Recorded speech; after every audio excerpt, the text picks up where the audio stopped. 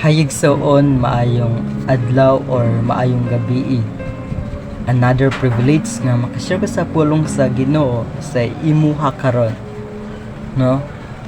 It because ang privilege nga pagsangyaw sa pulong sa Ginoo bililhon kaysa sa mga privilege nga dili makatabang sa ato ang kinabuhi. And before ko mag-share sa pulong sa Ginoo sa inyo karon, nakoy pangutana, unsa man ang imong kanang gihuna-hunaan karon? Unsa man ang imong kanang always nga gihuna-huna sa imong kinabuhi?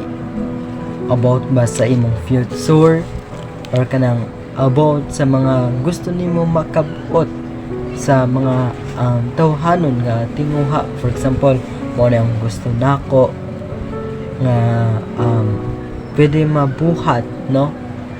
Kumbaga tungod sa imong pagka-ambisyon, wala na dili na naka-align sa Ginoo.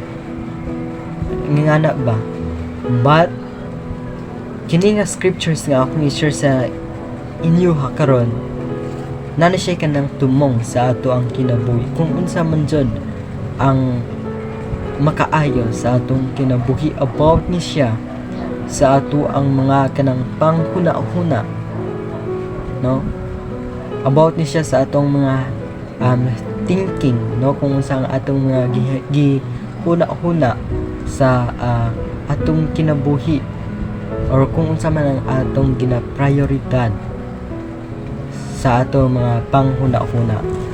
Ana siya diri sa Romans chapter 8 verse 6.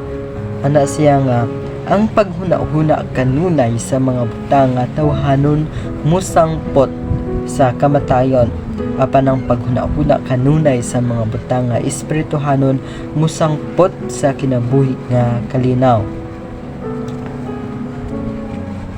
Ana ang pulong sa Ginoo sa Romans chapter 8 verse 6. About niya siya sa panghuna-huna, no? Kung giunsa nato i-manage ang atong mga ginaisip, no? For example, ang atong ginaisip about sa tawhanon nga dili makatabang sa atua, no? Kumbaga wala siya value sa atong kinabuhi. Ang iyang giingon diri musangpot or mahulog sa kanang kamatayon. No, for example, natay mga ginahuna-huna nga dili makatabang sa atua. In short, no, makahatag sa atua o kanang curse or silot. Gi-first nato ang atong kaugalingon para ma-achieve itong butang, but ang kanang result, no, dili maayo sa atong kinabuhi and against siya sa Ginoo. Unsa ang kapadulungan ato? Kamatayon. O nang giingon sa pulong sa Ginoo.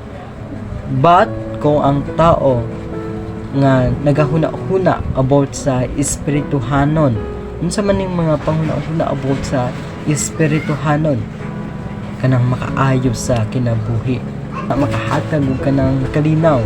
For example, ang atong mga ginahuna-huna, ang pagtuman sa sugo sa Ginoo, no? Ang pagtuman sa kanang kabubuton sa Ginoo, unsa ang iyang mahatag sa ato ang kinabuhi, kalinaw, no? Mao na ang kanang purpose. That's why ato ning i-apply sa ato ang kinabuhi ang kanang panghuna-huna about sa espirituhanon.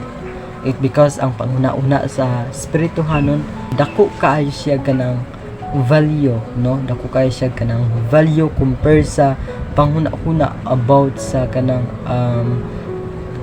tawhanon, no? Mao ni ang iyang gusto, mao ni ang kanang gusto nga mahitabo siyang kinabuhi nga makadala sa iyaha sa kanang kamatayon. But kung ang atong mga huna-huna naka-align both sa kanang espirituhanon, ang atong madangatan, makaangkon og kanang peace, no? Makaangkon og kanang kalinaw.